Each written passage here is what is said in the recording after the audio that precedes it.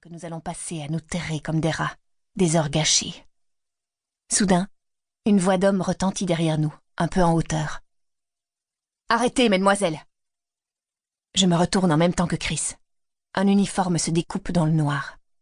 « Attendez, c'est un garde !»« Excusez-moi, mesdemoiselles.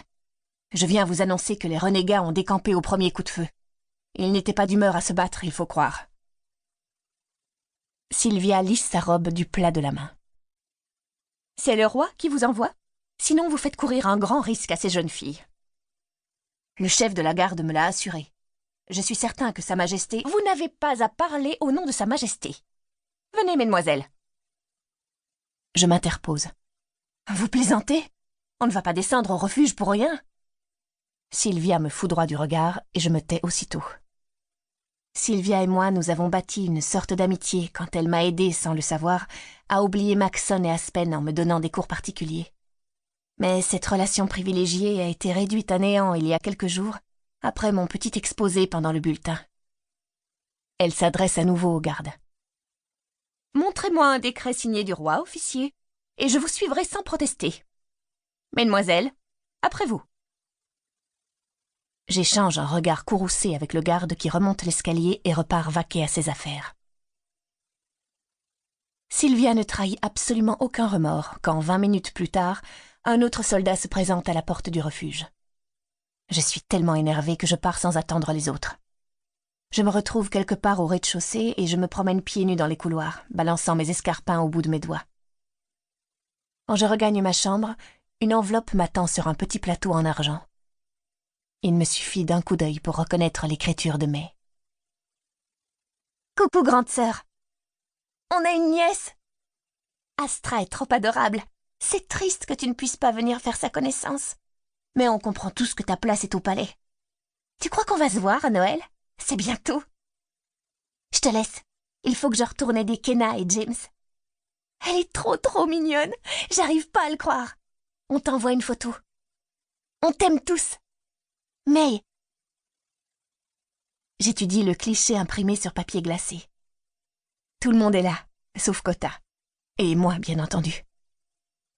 James, le mari de Kenna, est penché au-dessus de sa femme et de sa fille. Son sourire n'arrive pas à cacher ses larmes d'émotion. Dans son lit, appuyé à des coussins, Kenna serre contre son cœur un petit paquet rose, les traits marqués par le bonheur et la fatigue. Papa et maman rayonnent de fierté. May et Gerard ont l'air excités comme des puces. Bien sûr, Kota ne s'est pas déplacé pour la naissance de la petite. Il n'y a rien à y gagner, ni argent, ni photos dans les journaux. Mais moi, j'aurais dû être présente, à leur côté.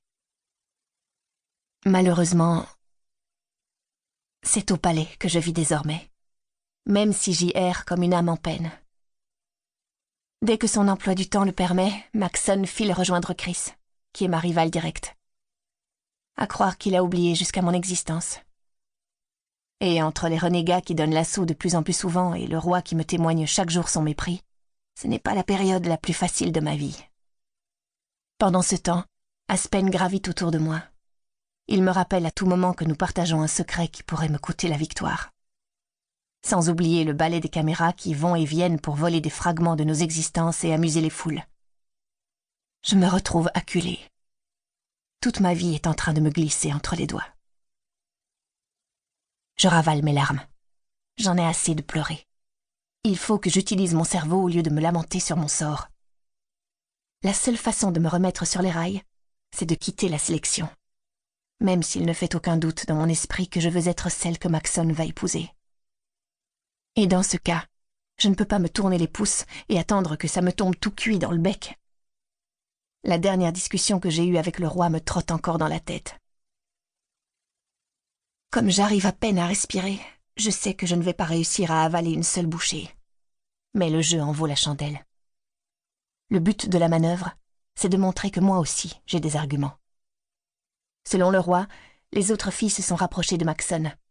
Rapprochées physiquement, je veux dire. Et je n'arrive pas à la cheville de Chris ou de Céleste pour espérer tirer mon épingle du jeu. Eh bien, on va voir ce qu'on va voir.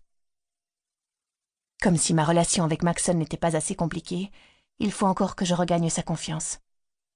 Par conséquent, je ne sais pas si j'ai encore le droit de lui poser... Pour continuer à écouter ce livre audio gratuitement, cliquez sur le lien dans la description et vous pourrez l'écouter en entier sans frais grâce à l'essai de 30 jours d'Audible.